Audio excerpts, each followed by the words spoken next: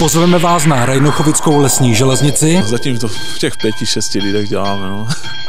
Pokřtíme železniční kalendář se zpěvačkou Kristínou. Dobre sa mi fotilo, aj celý ten tým, bolo to úplne úžasné. A ukážeme vám, jak se cestuje železnicí v Indii.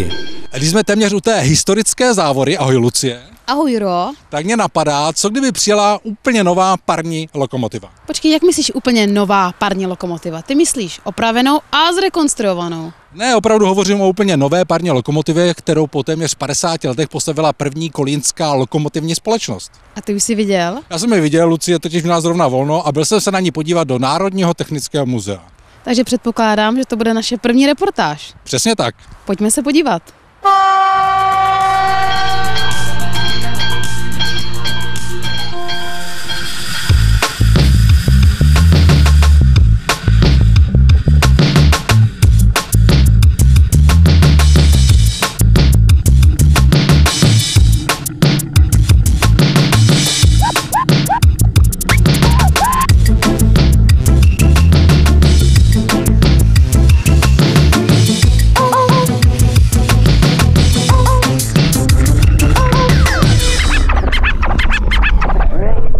Je to replika parní lokomotivy úzkorozchodné na rozchod 600 mm, která byla vyráběna firmou Ornstein a Koppel, to je německá firma, no, byla to německá firma sídlící v Berlíně. A tyhle ty lokomotivy sloužily na polních úzkorozchodných drahách, v průmyslu, v zemědělství, zkrátka tam, kde byl potřeba nějaký kapacitní dopravní prostředek, v tomto případě železnice.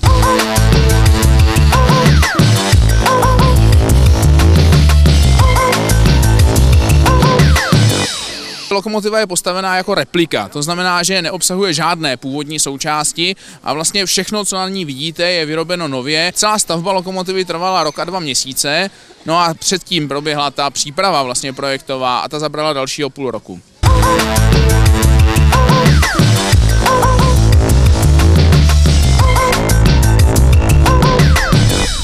Ta práce byla samozřejmě náročná, nejenom to vlastní, řekněme, ta vlastní stavba té lokomotivy, ale mimořádně náročná byla třeba i příprava té stavby, to znamená výkresová dokumentace, která neexistovala a musela se pořídit.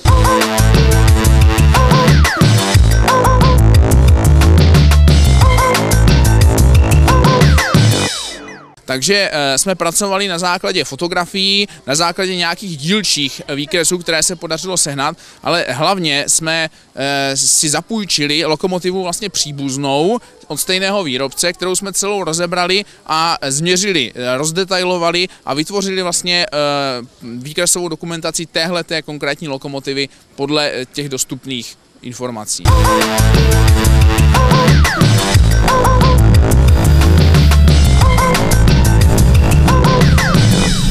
Tak byly tam samozřejmě prvky, které byly složité. Na snadě je třeba ten vlastní blok parního válce, který je velice komplikovaný odlitek, ale i třeba ten regulátor, ten hlavní ventil, kterým vlastně ten strojvedoucí udává rychlost té lokomotivy, tak ten jsme rozdělali nespočetněkrát, minimálně 20krát, než se nám ho podařilo uvést do stavu, aby spolehlivě fungoval.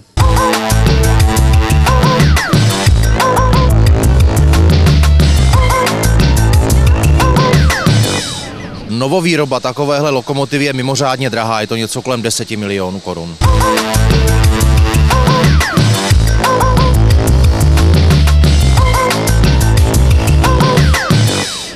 No samozřejmě ten první kus, ten byl velice drahý, protože ten obsahuje ten vývoj a to studium, ale ten každý další už bude levnější. Takže případné sériové provedení lokomotivy v té konfiguraci, jaký vidíme za námi, by stál cca 4 miliony korun.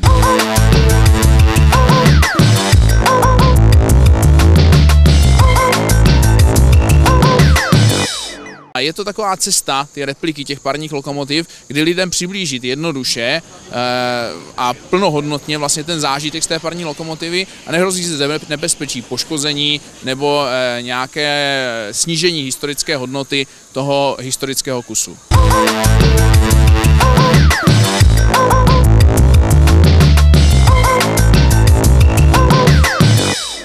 Je to kouzlo, mám tam vnoučata, nemůžou se toho nabažit. Je to fantastický. To, co tady udělali, tak to stojí za to.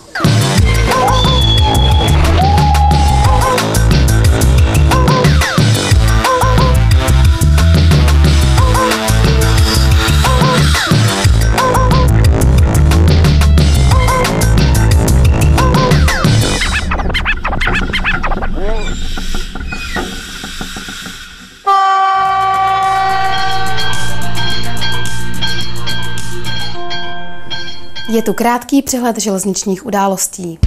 Česká republika zažila 3denní ledovkovou kalamitu, jakou nikdo nepamatuje. Vše začalo odpoledne 1. prosince, kdy ledovka zcela ochromila stovky především dálkových vlaků, vedených elektrickými lokomotivami. Pokusy o rozjetí vlaku končily i přepálenými trolejemi. Někteří cestující strávili v uvízlých vlacích v nepřístupném terénu až 17 hodin, než se je podařilo vyprostit. I přes vlnu kritiky řady cestujících nakonec premiér Bohuslav Sobotka a nový ministr dopravy Dan Ťok vyhodnotili krizovou situaci za slušně zvládnutou ze strany Českých drah i Správy železniční dopravní cesty. I když prý byly momenty, které šlo řešit lépe. Od nového jízdního řádu vyráží každý den jeden pár pendolín Českých drah na Slovensko, konkrétně do Žiliny, Popradu a Košic. Jízdní doba mezi Prahou a Košicemi se tak zkrátila téměř o hodinu, tedy na 7,5 hodiny, a tím se pendolino stalo s průměrnou rychlostí 94 km za hodinu nejrychlejším mezistátním vlakem ve střední Evropě. Jen pro zajímavost, například v 50. letech 20. století se pohybovala cestovní doba mezi Prahou a Košicemi kolem 14 až 15 hodinami, kdy vlaky dosahovaly průměrnou rychlost kolem 50 km za hodinu.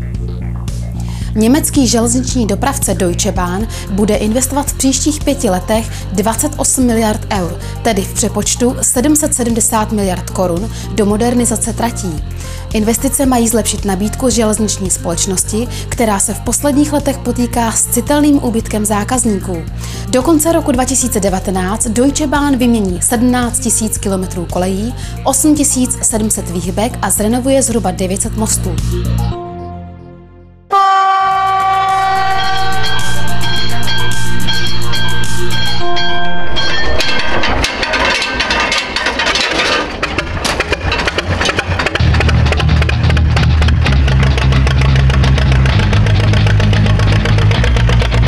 Vítejte v turisticky vysoce atraktivním centru Hostýnských vrchů v obci Rajnochovice, kam jsme zavítali na pravidelné ježdění Rajnochovické lesní železnice. Abyste byli v obraze, skupina 6 lidí se zde pokouší obnovit lesní železnici, která zde v plné síle fungovala od roku 1905 k dopravě kulatiny z oblasti Kelčského Javorníku na parní pilu v Rajnochovicích. A to až do roku 1921, kdy se odehrála vážná nehoda, což vedlo olomoucké arcibiskupství k okamžitému ukončení provozu. Jak je ale vidět, úzkokolejka se do Rajnochovic pomalu a jistě vrací, i když ve formě zajímavé atrakce.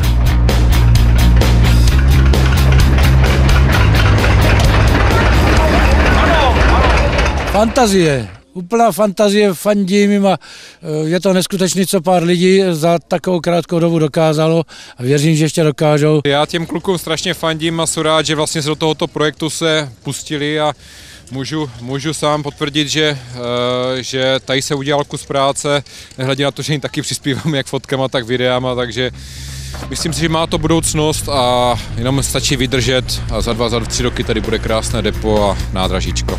Jenže to si skupinka nadšenců ještě pořádně mákne a také se bude muset najít dostatek peněz. Mimochodem, dotazy na peníze a financování celého projektu vyvolávají u ředitele Rajnochovické lesní železnice rozpaky a také pobavení. Peníze jsou víceméně z rodinných rozpočtů, nebo co, jak si připomůžeme tady činností vlastního sdružení, jako nějakýma brigádama. Pomáhá nám i Zlínský kraj a i v poslední době obec Rajnochovice. Taky významné pro nás jsou vlastně materiální sponzorské dary. Tento měsíc jsme dostali od DT Výhybkárny Prostějov kolem 200 pražců. Jo, prostě úplně nových, takže jsme jako strašně nadšení. A pomoci můžete i vy, diváci magazínu Pozor vlak. Pokud máte doma nářadí a další věci, které můžete postrádat a které se nějakým způsobem vztahují k činnosti Rajnochovické lesní železnice, neváhejte její zástupce kontaktovat. A nebo můžete pomoci i vlastníma rukama v rámci brigád. Za odměnu si pak budete moci vychutnat jízdy díky jejich vozovému parku. Vozový park lokomotivy jsou vlastně 4, jsou to 2 BN30U, které vidíme na záběru a vlastně obě dvě tyhle prošly renovací A ještě máme 2 důlní BND 30. Ty BND 30 jsme vlastně vytáhli úplně spod autogenu ve Šrotě, měli jsme velké štěstí. Takže tam jsme jako, tam to bylo štěstí, no, protože to už rozhodovaly hodiny a měli skončit pod autogenem. Vagonky děláme vlastně své pomocí z bývalých cihelňáckých výsypných kyplor.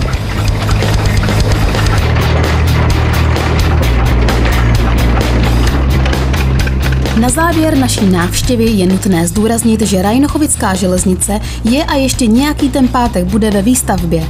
Pokud jsme vás navnadili a budete ji chtít navštívit, je potřeba se předem domluvit na tom, že přijedete.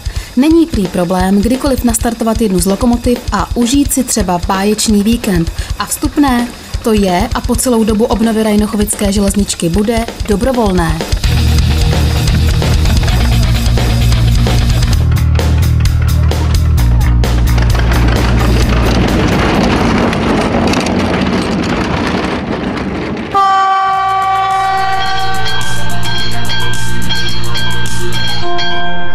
Do rubriky 2+30 dnes přijal pozvání šéf drážního úřadu Jiří Kolář, který zhodnotí pozitiva a negativa české železnice. Začneme tedy pozitivním tónem. Na české železnici se mi opravdu líbí její operativnost. To znamená, že opravdu, i když se občas vyskytnou ty kalamity, jezdíme co se dá, co je možný ujezdit. To znamená, že opravdu se mi líbí to, že ty naši železničáři obětují všechno možné jenom proto, aby se jezdilo. Takže líbí se mi její operativnost. A teď temná strana české železnice úst Jiřího Koláře. Nelíbí se mi, že je věčně kritizovaná, že je to černá díra, je věčně kritizovaná za svoji zastaralost. Vemte si, kdyby jenom se dostaly peníze takové, jako se dávají třeba do německých drah, do české železnice, ať už do osobní nebo nákladní dopravy nebo do infrastruktury, tak by ta česká železnice vypadala trošku jinak. A nakonec tu máme už tradičně 30 sekund s tím, že si téma vybírá náš host. Přál bych české železnici co nejméně kalamit, v příštím roce co nejvíc peněz. Opravdu jsem si dneska přečetl, že německé dráhy v příštích x letech vrazejí asi 780 miliard do infrastruktury, tak přál bych si, aby takovouhle ránu dostali jak české dráhy, tak já nevím, ČD Cargo, tak i SŽDC. A přál bych jim hodně spokojených cestujících, aby opravdu jsme se nemuseli stydět za to, na čem jezdí a v čem jezdí.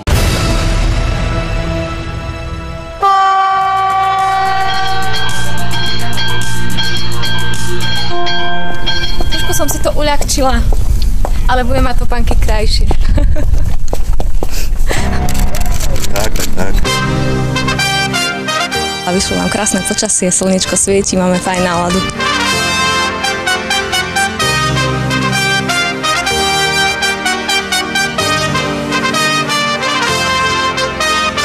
Určitě jste ji poznali. Ano, slovenská zpěvačka Kristýna. A co pak dělá v pořadu Pozor vlak? Inu, náhoda tomu chtěla, že se potkali dva správní lidé, tedy Kristýna a šéf společnosti, která zabezpečuje železnici. A tak vznikl kalendář, videoklip a výběrové CD. Vše s jasným cílem. Protože prostě chceme tu železnici zvýraznit. Ta železnice skutečně je páteří té dopravy a nejsou to kamiony, ani to miliony kamionů, ani autobusy, ale je to právě ta železnice. Pojďme se tedy podívat do Bratislavy, kde se na konci listopadu odehrál velkolepý česko-slovenský křest za účasti textaře Kamila Peteraje. Tak, je to tam. Je to úspešne absolvované. Kalendár je potiahnutý takým materiálom, že nebol znehodnotený tou medovou, naopak bol trošku vylepšený, taký sladší. Ďakujem taky. Ďakujem nesmierne. Dobre sa mi fotilo aj celý ten tím, bolo to úplne úžasné, vyšlo nám krásne počasie, bolo to v krásnych prostrediach, takých by som povedala, že až trošku historických, takže fotili sme v Česku, fotili sme na Slovensku, takže ja som strašne rada, že som do toho išla a mám svoj prvý kalendár. Kalendáru prajem pekný život, aby ľudia vedeli, že existujú železnice, aby cestovali železnicou, aby poznali jej pozitíva.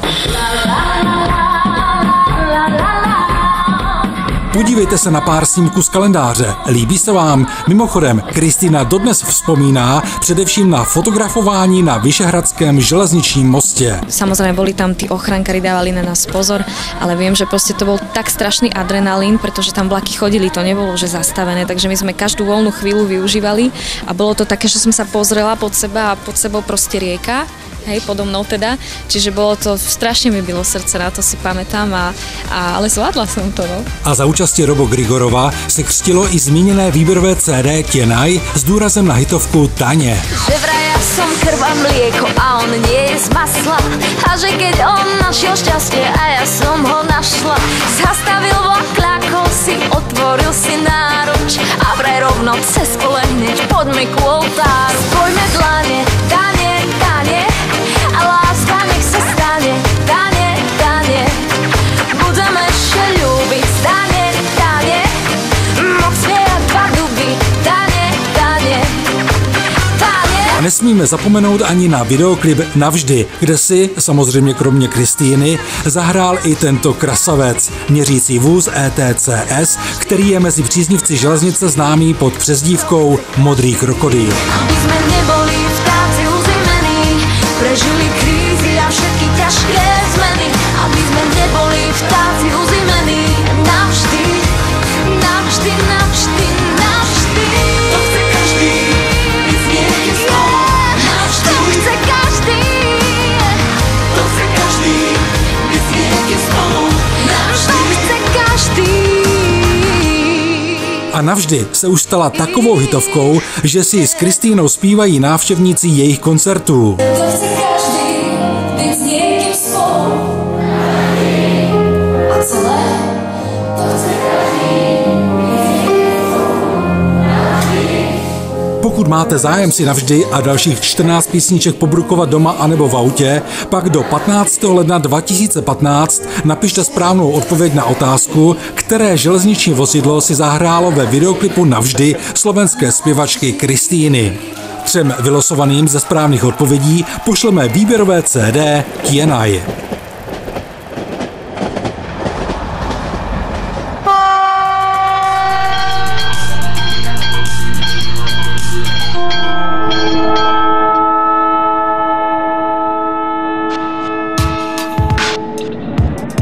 Dnes máme v zarážce pár záběrů z Indie. Bezpečákům v České republice asi vstávají vlasy hrůzou na hlavě, že je něco podobného na železnici vůbec možné. Inu, jiný kraj, jiný mrav. Nicméně je potřeba přiznat, že také indičtí představitelé železnice nejsou s podobnou situací nadšení. Jenže vlaky v Indii jsou přeplněné a mnozí ani nemají na jízdenku, a tak si místní obyvatelé prostě poradili. I za cenu ohrožení životů. Jak jinak totiž nazvat stání na střeše jedoucího vlaku, přepravu v žabkách na náraznicích, anebo naskakování do jedoucího vlaku.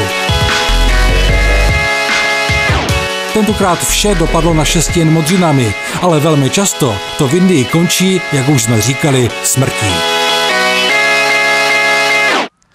Jakkoliv ta Indie vypadá šíleně, tak tu a tam se něco podobného děje i v České republice. Viď, lidi naskakují, vyskakují z těch vagonů, nic dobrýho. Nedají si říct, ale pojďme k něčemu příjemnějšímu. Budeme rozdávat 3 trika magazínu Pozor vlak. Ptali jsme se vás na to, co je to tepluška. A Lucie ví odpověď. Tepluška je vagón, ve kterém se ohřívali legionáři za silných mrazů. Přesně tak. Pokud jste takto nějak odpověděli, tak jste se dostali do osudí a my jsme 3 z vás vylosovali. Takže Lucie, kdo vyhrává? Vyhrává Jiří Nedošínský z Jiříkova, Daniel Halušic ze slovenského Trenčína a Zdeněk Kozel z Příbramy. Všem gratulujeme, a protože je toto vydání magazínu Pozor vlak poslední v tomto roce, co bychom popřáli? Tak já bych popřála hodně zdraví. Já bych popřál třeba hodně štěstí. Já taky trochu lásky. A tak dále, a tak dále. A taky pozor na vlaky. Přesně tak, mějte se krásně a zhruba za měsíc opět na viděnou. V příštím roce na viděnou. Tady pán jede tady a se nás brzo zajede a žádný Pozor vlak už nikdy nebude. Je tu krátký přehled železničních událostí. Česká republika zažila 3denní ledovkovou lokomotivu, kalamitu. Ty